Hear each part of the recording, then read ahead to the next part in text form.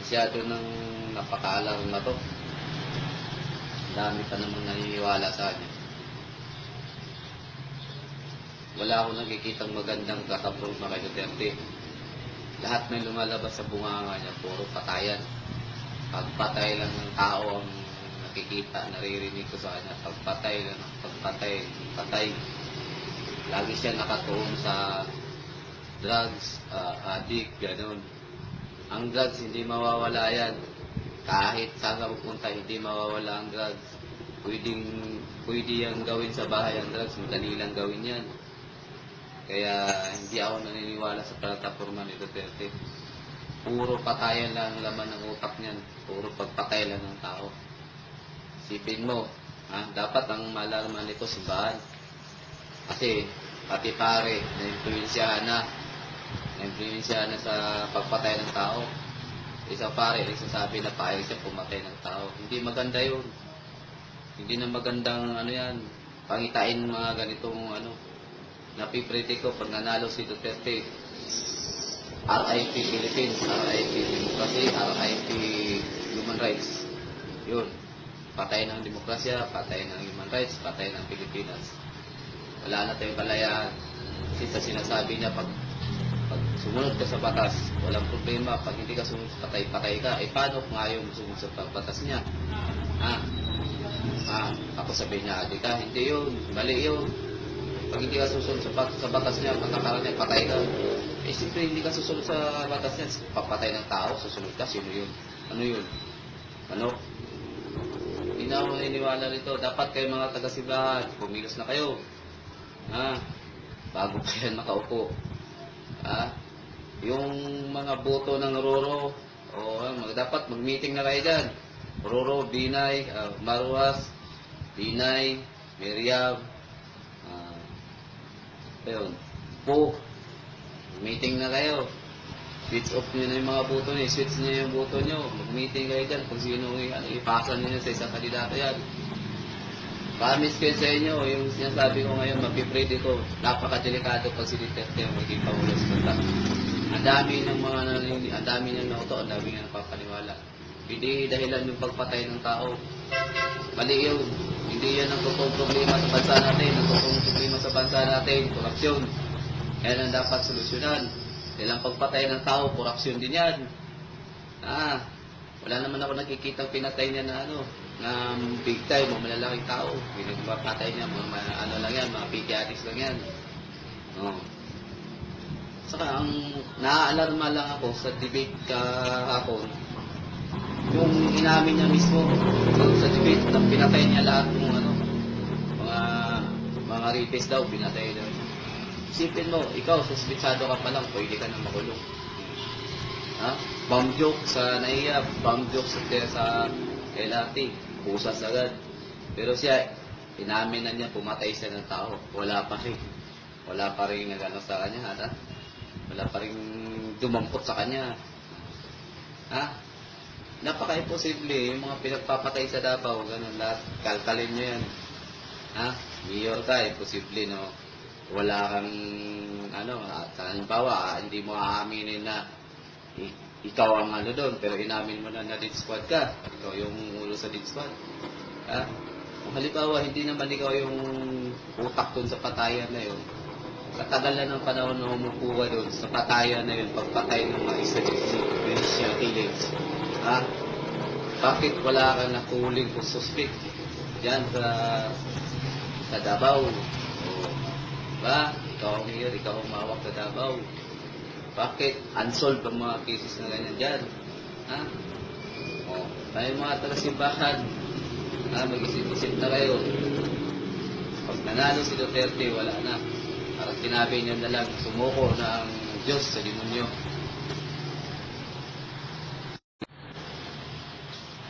Masyado ng napakaalarm na to.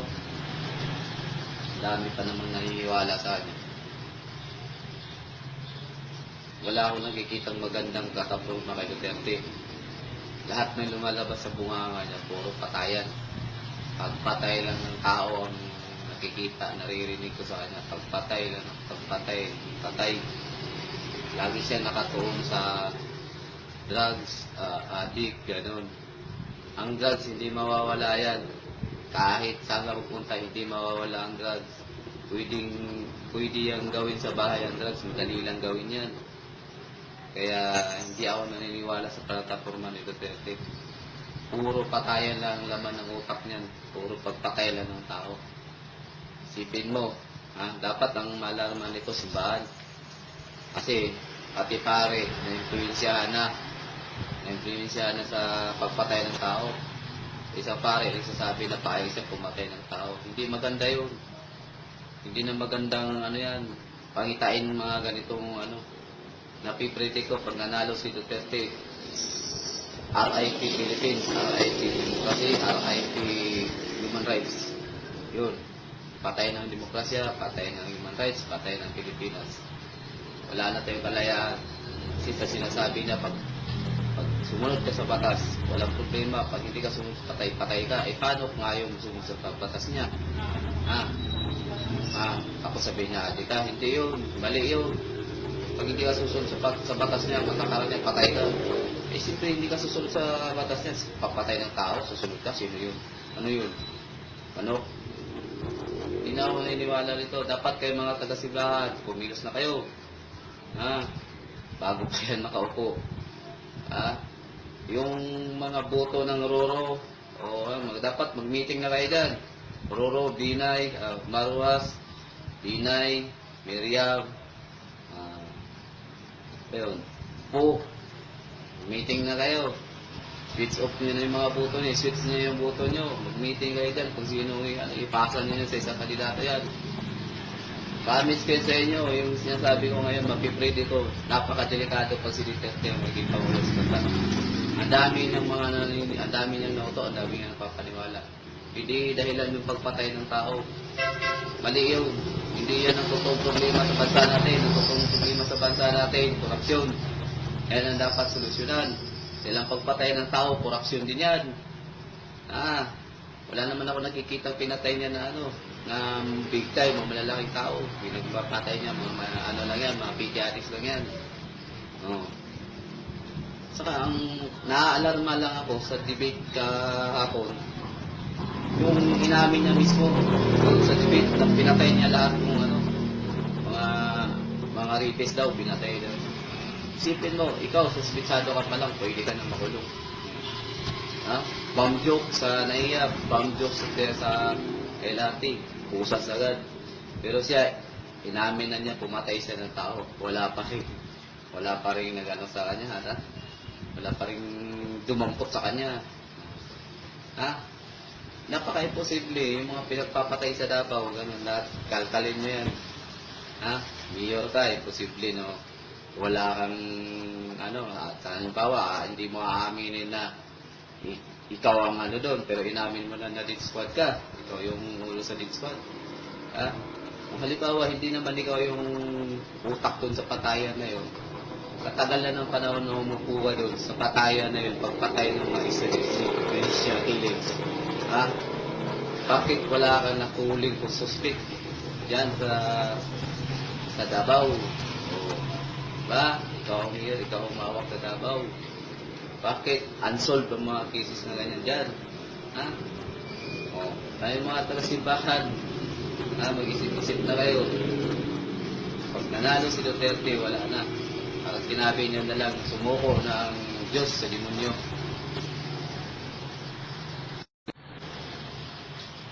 Masyado nang napaka-alarma to.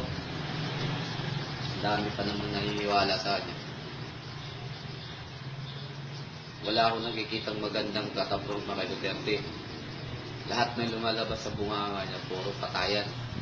Pagpatay lang ng tao ang nakikita, naririnig ko sa kanya. Pagpatay lang, patay. Lagi siya nakatuon sa drugs, addict, ganun. Ang drugs, hindi mawawala yan. Kahit saan ka pupunta, hindi mawawala ang drugs. Pwede yung gawin sa bahay ang drugs, madali lang gawin yan. Kaya hindi ako naniniwala sa plataforma ni Duterte. Puro patayan lang ang laman ng utak niyan. Puro pagpatay lang ng tao. Sipin mo, dapat ang malarman nito simbahan. Kasi pati pare, na-influensyahan na sa pagpatay ng tao. Isang pare, nagsasabi na payag siya pumatay ng tao. Hindi maganda yun. Hindi na magandang ano yan, pangitain mga ganitong ano. Napipredict ko pag nanalo si Duterte, RIP Philippines, RIP Democracy, RIP Human Rights. Yun. Patay ng demokrasya, patay ng human rights, patay ng Pilipinas. Wala na tayong kalayaan. Kasi sa sinasabi niya, pag sumunod ka sa batas, walang problema. Pag hindi ka sumunod, patay ka. Eh, paano kung ayaw mo sumunod sa batas niya? Tapos sabihin niya, di ka, hindi yun, mali yun. Pag hindi ka susunod sa batas niya, patakaran niya, patay ka. Eh, siyempre, hindi ka susunod sa batas niya, papatay ng tao, susunod ka, sino yun? Ano yun? Manok? Hindi na ako naniniwala rito. Dapat kayo mga taga-simbahan, pumilos na kayo. Bago pa yan makaupo. Yung mga boto ng Roro, dapat mag-meeting na kayo dyan. Roro, Binay, Marwas, Binay, Miriam, ayun, meeting na kayo. Switch off nyo na yung mga boto nyo. Switch nyo yung boto nyo. Mag-meeting kayo dyan kung sino ipasa nyo sa isang kandidato yan. Promise ko sa inyo, yung sinasabi ko ngayon, mapipray dito. Napakadelikado pag si Duterte yung maging Pangulo sa bansa. Ang dami niyang nauto, ang dami niyang napapaniwala. Hindi dahilan yung pagpatay ng tao. Mali yun. Hindi yan ang totoong problema sa bansa natin. Ang totoong problema sa bansa natin, korupsyon. Yan ang dapat solusyonan. Silang pagpatay ng tao, korupsyon din yan. Wala naman ako nakikita pinatay niya na big time, mga malalaking tao. Pinagpapatay niya, mga pediatrics lang yan. Saka, ang naaalarma lang ako sa debate kahapon, yung inamin niya mismo, doon sa debate, pinatay niya lahat ng mga rapist daw, pinatay daw. Isipin mo, ikaw, suspitsado ka pa lang, pwede ka na makulong. Bomb joke sa NAIA, bomb joke sa LRT, pusas agad. Pero siya, inamin na niya, pumatay siya ng tao. Wala pa rin nagano sa kanya, wala pa rin dumampot sa kanya. Napaka-imposible, yung mga pinagpapatay sa Davao, ganun lahat, kalkalin mo yan. Mayor ka, imposible, no? Wala kang, halimbawa, hindi mo aaminin na ikaw ang doon, pero inamin mo na death squad ka. Ikaw yung ulo sa death squad. Kung halimbawa, hindi naman ikaw yung utak doon sa patayan na yun. Katagal na ng panahon na umupuwa doon sa patayan na yun, pagpatay ng mga Israeli killings. Bakit wala kang nakuling kung suspect dyan sa Davao? Ikaw ang mayor, ikaw ang mawak sa Davao. Bakit unsolved ang mga cases na ganyan dyan? Tayo mga taga-simbahan, mag-isip-isip na kayo. Pag nanalo si Duterte, wala na. Parang sinabi niya na lang, sumuko na ang Diyos sa demonyo.